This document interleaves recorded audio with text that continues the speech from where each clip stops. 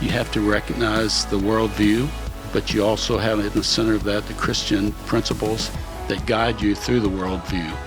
Whereas I think the universities, and we see that more and more today, have lost that ability to segregate thought and have really kind of a monolithic way of thinking.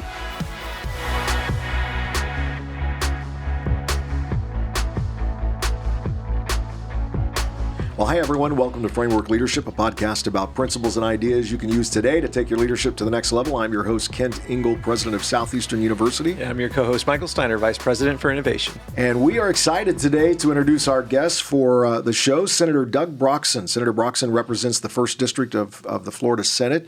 Prior to the Florida Senate, Broxson represented the 3rd District in Florida House of Representatives. He currently serves as the chair of the Committee on Appropriations. And I know you have other assignments that you are involved in, but it's a privilege to welcome you to the podcast today. It's great to be here. And this is a historic place for my family. My father-in-law and mother-in-law met here in 1948. Wow. And both were ministers, and he died a few years ago. But she's 97, lives with us, and wanted me to send her greetings to you, and she's very proud of Southeastern. Well, thank you. Well, tell her hello for us, and we are grateful that your family has been represented here at this university. But thank you for being with us. I want to start off our conversation by discussing how you kind of entered the political realm in your life. Tell us a little bit about your career journey and what motivated you to get involved in serving the people, especially the state of Florida. And when did you first realize this was maybe something God wanted you to do in your life? I was telling my wife they've discovered a new syndrome called polypsychotic syndrome. Okay. It's the sudden urge to leave your family temporarily, expose all of your wealth and finances, be exposed to public criticism and enjoy it.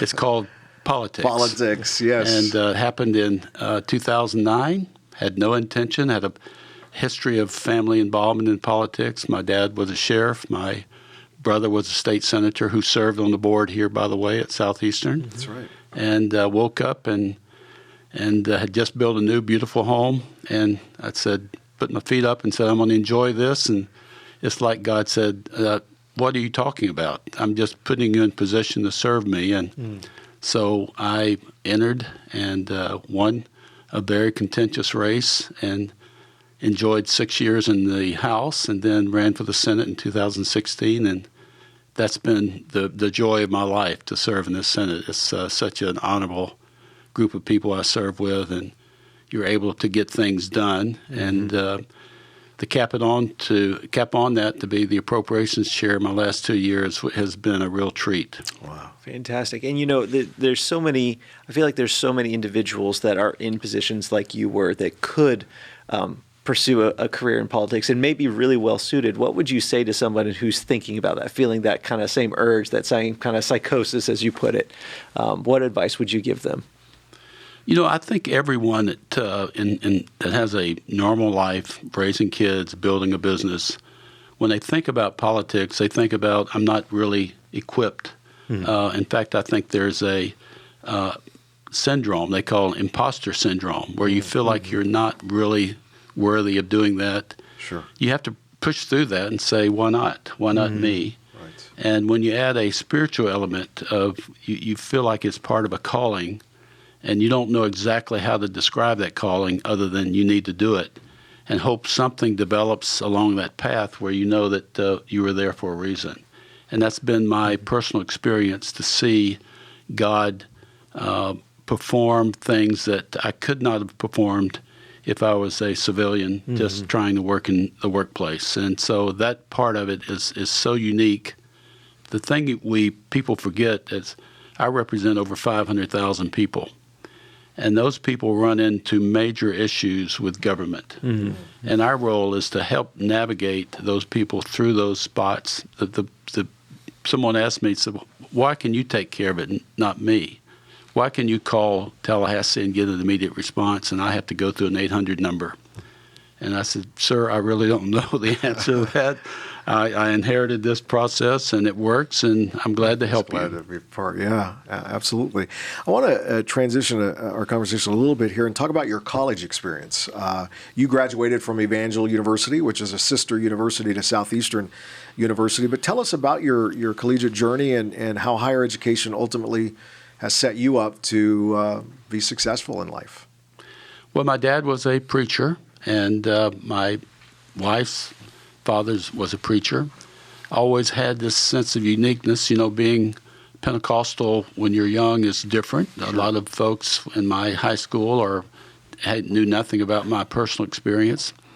I was accepted to go to Florida State. I chose to go to Evangel University because I was seeking something that really was not academic but was related to academics. And that was, how do you integrate your life around your faith and have the credibility of understanding to be able to articulate that? And that's the reason I chose Evangel, the best decision academically I ever made. You have to recognize the worldview, but you also have in the center of that the Christian principles that guide you through the worldview. Mm-hmm. Whereas I think the universities, and we see that more and more today, have lost that ability to segregate thought and have really kind of a monolithic way of thinking that does not give people that overall perspective. So to me, it was a phenomenal, met my wife there, and 4 kids went there. So I enjoyed every minute of it. Wish I had another 4 years to go there. Wish I could go there now sometimes. Yeah, and it's since serving in the state legislature, you have been a strong proponent for student choice, both in the K through 12 sector and even in the private school, allowing students to have the ability to choose that private Christian education. Can you speak to a little bit about why Christian education is important for the fabric of our society at all levels? Well, I think the landscape has changed so quickly in that one of the things I think the governor and the legislature has stated very clearly is that we're going to protect children. Mm-hmm. And if you can't be in an environment where you can anticipate what the subject matter is going to be, and a lot of subject matter in the classroom has nothing to do with the books. It has to do with a personal experience of people there. And so we believe that you can, with a Christian education, have some certainty of the baseline understanding of what your children are going to hear. Then you move up to high school and college, then it becomes even exaggerated in that you have to continually remind yourself, because of all the media attention, all the things that we have to face every day when we're looking at the news or just watching anything, is that overwhelming sense of what's happening in the world that can overcome you if you're not grounded in your faith. Mm-hmm. And I think Christian education is the only place you can get a balanced education, where you have to recognize the spiritual, you have to recognize the outside the spiritual and try to navigate through that process. Yeah. Faith integration is important to you. What advice would you give to college students and recent graduates when it comes to taking on new jobs and when it comes to the way you serve in a Christ-like manner? I think we're going to see a new dimension. We have academic performance. The thing that's really going to change our society next year is artificial intelligence. Right. Where you will not need to have learned the skill to do a certain thing. You can simply plug in, write a letter, write a resume, interact with your customer, and it will not involve your intelligence. It will involve you as a person. And I believe there's 3 types of intelligence. There's academic intelligence, there's artificial intelligence, and there's spiritual intelligence. Right. Mm-hmm. I believe we're going to see more of a need for spiritual intelligence. And we need to train people to go out and be part of a society where they can feel comfortable in sharing their faith, because we're going to see it pretty soon. I think we all know that things are changing, not only here in the U.S. but around the world. We're going to see a catastrophic and tectonic change in the world.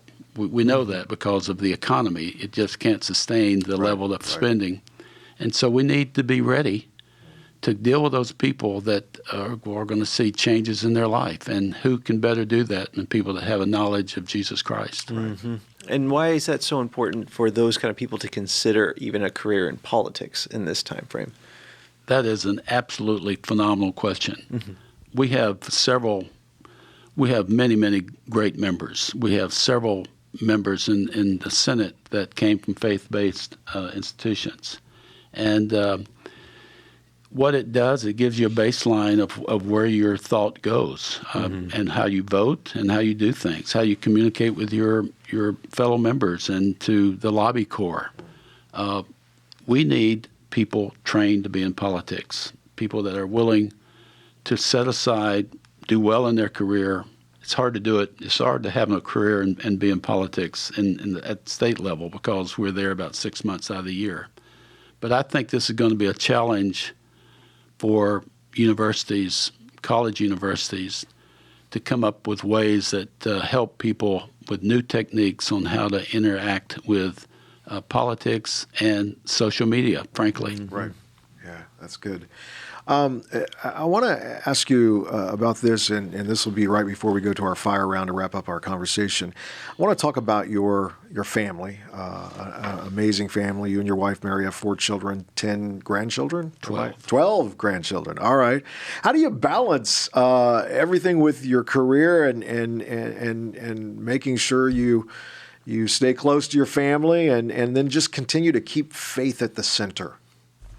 Well, 10 of our 12 grandkids live within 2 miles of us. Okay. My wife cooks dinner every Sunday night, so we have a riot at our house with all the in-laws and the grandchildren. Just visited a son in Tampa, has 2. He'd love to be home doing that process, but I think you have to remind them that church, you have to be hooked into a church to maintain that balance.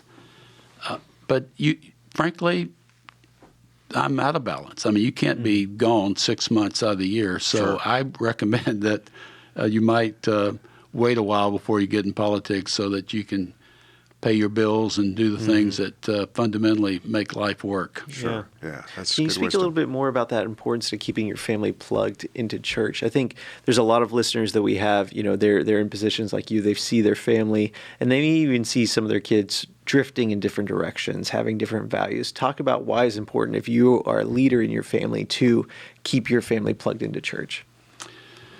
Well, church is, it's not just church. It's that relationship with Jesus. You have to work on that. It's like the children of Israel. They had manna for a day. You can't store it up. It has to be.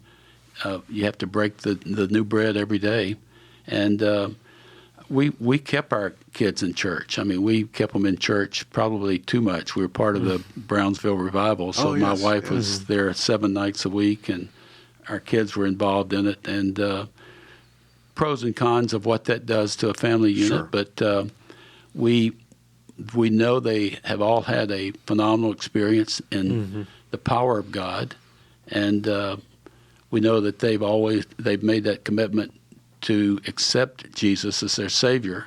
But you have to continue that. You have to make that decision as a family when you break off from the big family, and how you do that as individual. But we all very thankful. Went with my son in Tampa yesterday to Radiant Church, which is affiliated with here, and Aaron Burke is from Brownsville, and it was phenomenal to me to see the young people there. Now, why would they be there? Because there is a void that's occurring around the nation that's not being filled by the stimulus that we're seeing, and you're going to see people want to get connected to something that's eternal. Yeah, there is a deep hunger for spirituality in their lives, and we see that being stirred, and especially even in our students on our campus, just hungry for that faith integration in who they are and what they do. So that's so powerful.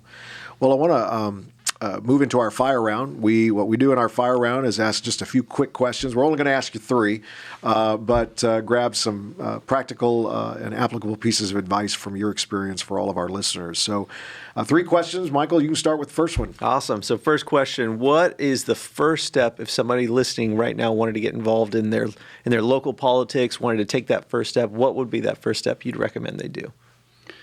Well, most people that get in want to be involved in organizations that lead them to that decision. It's very difficult to come from just no place to go into politics unless you have a family history of being in politics. So get involved in organizations, Rotaries, have a good foundational church that will give you encouragement, and then wait for that call, because don't do it without a call. Yeah, if you don't feel it's good a real, advice. it's too sacrificial to make if you're not supposed to be there. Yeah, absolutely. I love this question. If you could sit down with any leader, past or present, who would it be and why?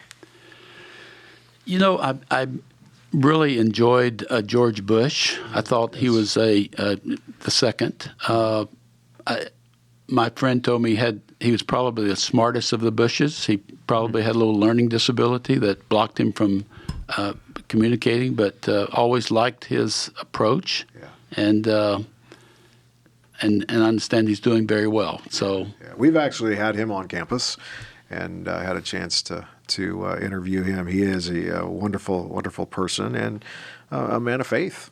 So we're grateful for that. Love it, love it. Last question to round out our fire round together is what is the number one piece of advice you would give to your 24-year-old self? I would say that find something that you do well, and whatever you do, put your heart and soul into it. And normally, if you work hard, it will generate a return. Right. And that's been true in my life. And I think foundationally, you have to commit to something and stay with it, and it will work out. I love it. Yeah. Well, thank you, Senator Broxson, for joining us today on Framework Leadership Podcast. Grateful for your service. You have served this wonderful state with distinction, and we're grateful for that. So thank you so much for being with us. If you want to stay up to date with Senator Broxson, you can follow him on Twitter and Facebook at Doug Broxson. Is there any other way, or are those the best to follow you and get in connection with you? Or call my office. Or just call the office in Tallahassee. That's great. All right. Well, thank you for listening to Framework Leadership Podcast. Take care. Thank you so much for joining us today on Framework Leadership. If you're watching on YouTube right now would be a great time to hit that like button, hit that subscribe button so you can get more leadership content right into your YouTube feed. You can also check us out on Instagram at Kent_Ingle, at Dr. Michael Steiner, or on Twitter and YouTube at Kent Ingle. And hey, if you love great email newsletters, and I know that I do, you want to check out the Framework Leadership newsletter. Every single Friday drops in great tips to be a better leader, resources, thoughts right into your inbox. Check it out. You can sign up at kentingle.com. Make sure you hop onto there. Thank you so much for listening to Framework Leadership. Take care, everybody.